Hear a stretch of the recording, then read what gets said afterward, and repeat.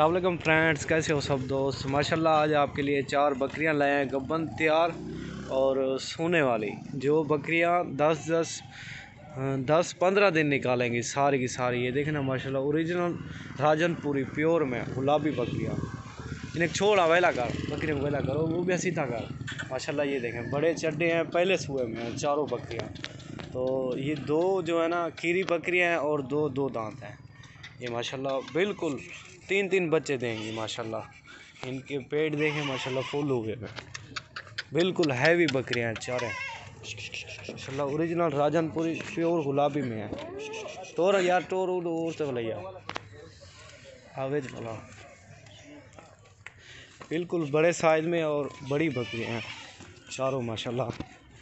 ये भी देखें माशाल्लाह हैवी बकरियां हैं बिल्कुल।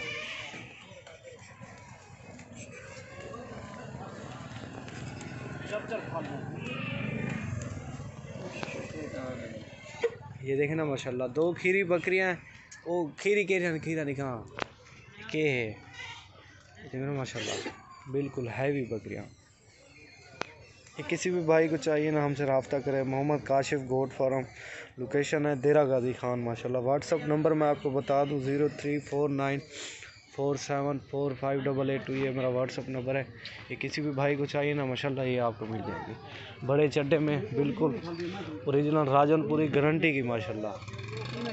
गब्बन की भी गारंटी है, रेट आपको फिक्स बताएंगे। ये देखो ना माशाल्लाह बिल्कुल बड़े चड्डे में।